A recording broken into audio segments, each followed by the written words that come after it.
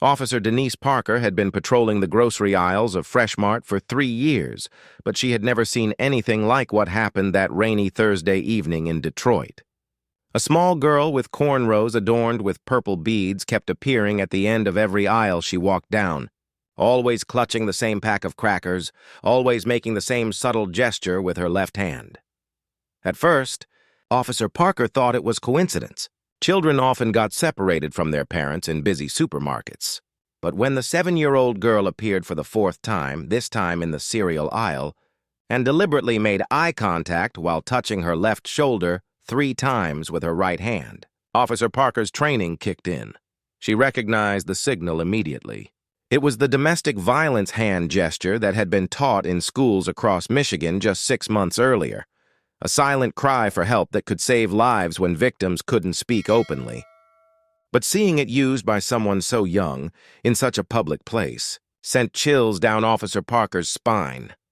"Ma'am," the little girl whispered as she approached, her voice barely audible above the supermarket's background music. "My name is Zara. I need you to follow me, but please don't look like you're following me.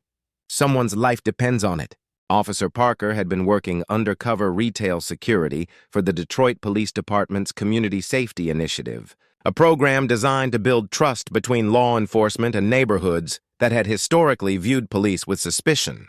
Dressed in jeans and a Detroit Lions hoodie, she was virtually indistinguishable from any other Thursday evening shopper picking up groceries after work.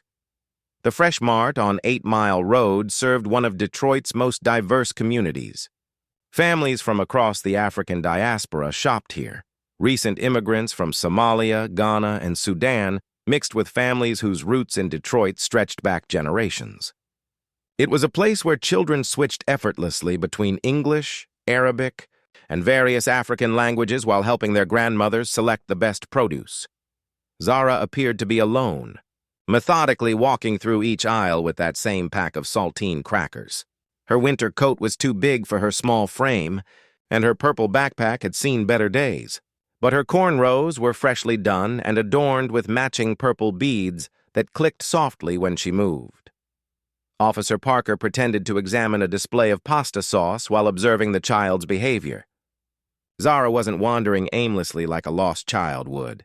Her movements were purposeful, calculated. She was clearly looking for someone specific, someone in uniform, someone who might help. The signal training worked, Officer Parker thought to herself, remembering the community workshops where local schools had taught children the discreet hand signal for when they needed help, but couldn't ask for it directly. 3 touches to the left shoulder with the right hand, repeated 3 times. It was designed to be subtle enough that an abuser wouldn't notice, but clear enough that trained observers would recognize it immediately. When Zara appeared in the frozen food section and made the signal again, Officer Parker knew this wasn't a drill or a mistake. This child was genuinely asking for help, and she was old enough to understand exactly what she was doing. Officer Parker casually moved toward the little girl, pretending to examine the frozen vegetables while speaking in a low, calm voice. "Hey there, sweetheart. Are you shopping with your family today?" Zara's eyes filled with relief when she realized the adult had not only seen her signal, but understood it. "I'm here with my Auntie Fatima," she whispered back, glancing nervously toward the front of the store. "But I need to show you something important. Can you please follow me to aisle 7? But walk slow and act like you're shopping." Officer Parker maintained a careful distance as she followed Zara toward aisle 7, which housed international foods and specialty items. The little girl moved with the kind of awareness that children shouldn't possess, constantly checking over her shoulder, timing her steps to avoid drawing attention, using reflective surfaces on freezer doors to monitor who was behind her. As they approached aisle 7, Officer Parker could hear raised voices coming from the end near the halal meat section. A woman's voice, speaking in what sounded like Somali, was pleading with a man whose responses grew increasingly aggressive. Even without understanding the language, the tone was unmistakable. This was an argument that was escalating toward violence. "That's my Auntie Fatima and her husband." "Uncle Jamal," Zara whispered, positioning herself behind a display of international spices where they could observe without being seen. "He's not my real uncle. Auntie married him 6 months ago after we moved here from Minneapolis. Officer Parker peered around the corner and saw a woman in her early 30s wearing a colorful hijab, backed against the refrigerated section while a much larger man stood over her, his fist clenched at his side. The woman was holding a package of ground meat, but her hands were shaking so violently that she could barely maintain her grip. Uncle Jamal gets really angry when Auntie spends money on groceries, Zara continued, her young voice carrying a wisdom that broke Officer Parker's heart. He says she's being wasteful, that she doesn't know how to manage money like American women. But Auntie is trying to make dinner for us, and we don't have much food at home. The argument in the aisle was attracting stares from other shoppers, most of whom quickly looked away and continued with their shopping. Officer Parker recognized the behavior. People wanted to help, but they didn't know how, or they were afraid of making the situation worse. "This happens a lot," Zara whispered. "At home, at the mosque, everywhere we go. Uncle Jamal gets mad and Auntie cries, and then she tells me everything is fine when I know it's not. Yesterday, I saw her looking at herself in the bathroom mirror, and she had a bruise on her arm that wasn't there the day before." Officer Parker felt her protective instincts surge as she watched the scene unfold. The man, Uncle Jamal, was now grabbing packages from the woman's cart and slamming them back onto the shelves, berating her in a mixture of Somali and English about spending his money on unnecessary items. "Zara," Officer Parker said quietly, "how did you know to make that signal? The one with your hand on your shoulder." "They taught us at school," the little girl replied. "Ms. Johnson said that sometimes grown-ups need help, but they can't ask for it because someone scary is watching them. She said if we ever see our family in trouble, we should look for someone in uniform and make the signal. I've been waiting for 3 weeks for a police officer to come into this store." Officer Parker realized that this 7-year-old had been carrying the weight of her family's secret for weeks, waiting for the right moment to get help. She had learned the domestic violence signal at school and had been strategically positioning herself in public places, hoping to find someone who could intervene safely. "I tried to tell my teacher," Zara continued, "but Uncle Jamal picks me up from school every day now. He says Auntie can't drive anymore because she gets confused and might have accidents. But I know he took her car keys away because he doesn't want her going places without him." The situation in aisle 7 was deteriorating rapidly. Uncle Jamal was now gripping Fatima's wrist, pulling her toward him while speaking in harsh, rapid Somali. Other shoppers had begun to leave the aisle, creating a buffer of empty space around the confrontation. Officer Parker made a split-second decision that would change the trajectory of this family's life. Instead of immediately confronting the situation head-on, which could escalate the violence, she handed Zara her business card and spoke quickly but clearly. "Sweetheart, I need you to walk to the customer service desk at the front of the store and ask them to call this number. Tell them Officer Parker needs backup for a domestic disturbance in aisle 7. Can you do that for me?" Zara nodded solemnly, tucked the card into her coat pocket, and walked toward the front of the store, with the same purposeful determination she had shown throughout their encounter. "Officer." Parker approached the confrontation with her hands visible, and her voice calm but authoritative. "Excuse me, folks. I'm Officer Parker with the Detroit Police Department. Is everything okay here?" The transformation in Uncle Jamal's demeanor was immediate and chilling. His aggressive posture melted into a charming smile, and he stepped away from his wife as if nothing had happened. This was clearly not his first encounter with law enforcement, and he knew exactly how to present himself as the reasonable, concerned husband. "Officer, thank you for checking on us," he said in perfect English, his accent barely detectable. "My wife is still learning American shopping customs. Sometimes she gets overwhelmed by all the choices, and I was just helping her understand our budget better." Fatima said nothing, but Officer Parker noticed the woman's entire body language had changed. She stood straighter, positioned herself slightly behind her husband, and kept her eyes downcast. The transformation was the kind of immediate compliance that comes from fear, not respect, ma'am. Officer Parker addressed Fatima directly. "Is there anything you'd like to tell me about your shopping experience today?" Fatima glanced quickly at her husband, then back at Officer Parker. When she spoke, her voice was barely a whisper. "Everything is fine, officer. My husband is helping me learn." But Officer Parker noticed what Fatima probably didn't realize she was doing, the same 3 touches to the left shoulder that Zara had been making. It was a subconscious gesture, a silent cry for help that she was making even while verbally denying any problems.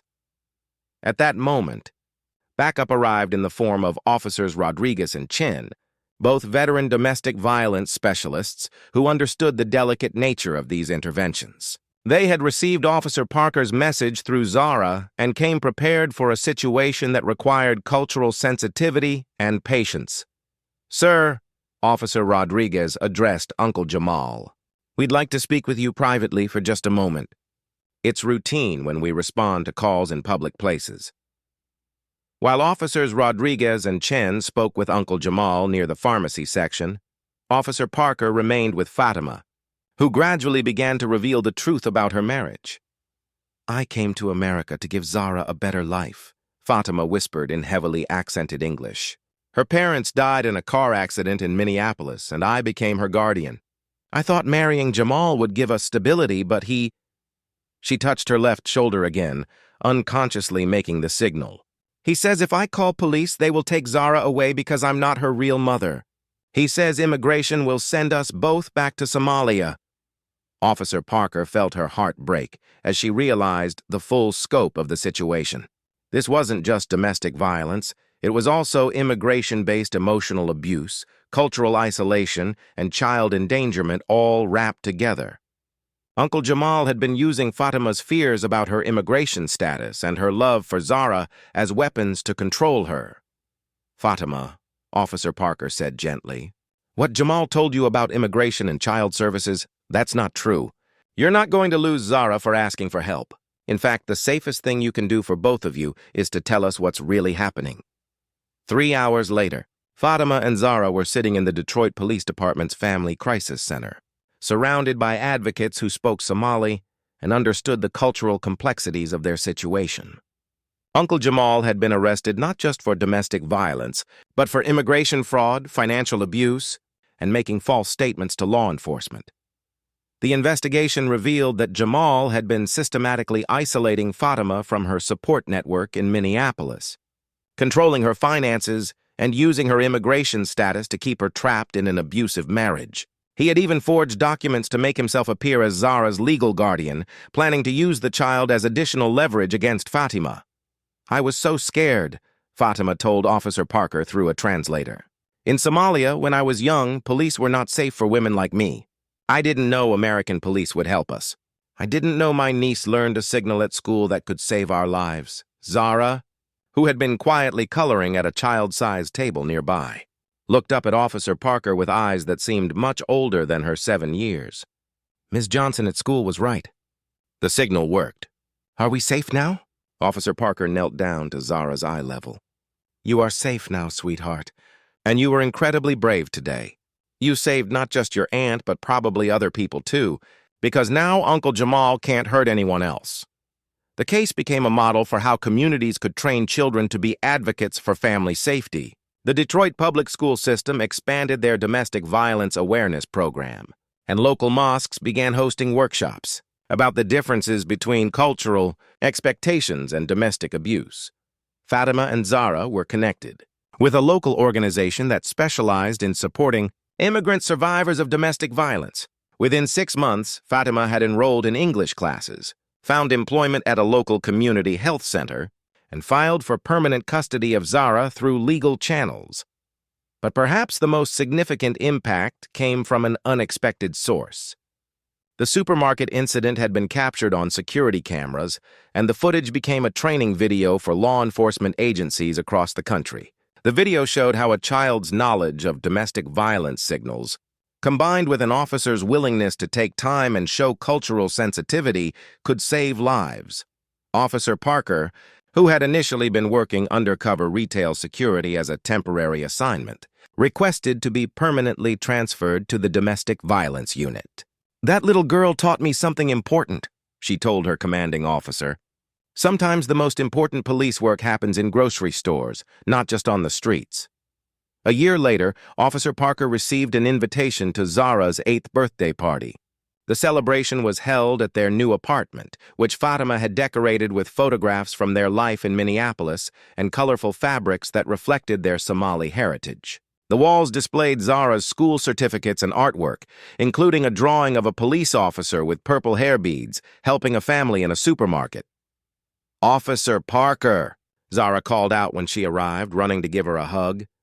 "Guess what I learned in school this week?" "What did you learn, sweetheart?" "I learned that heroes don't always wear capes. Sometimes they wear police uniforms, and sometimes they wear purple hair beads and carry crackers in supermarkets." Fatima approached them, smiling in a way that Officer Parker had never seen during those first frightening encounters. "Zara is applying to be a junior police cadet when she turns 10, Fatima said in English that was much more confident than it had been a year before.